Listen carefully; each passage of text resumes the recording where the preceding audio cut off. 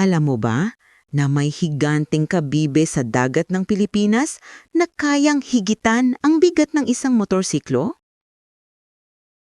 Ang Philippine Giant Clam, Tridacna gigas, ay kayang umabot ng mahigit 1 metro ang haba at tumimbang ng mahigit 200 kilo.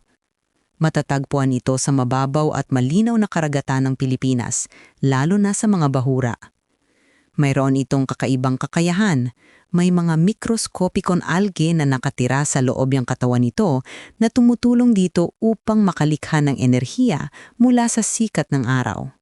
Dahil sa sobrang pagkuha nito noong mga nakaraang dekada, ito ay isinailalim na sa proteksyon ng batas.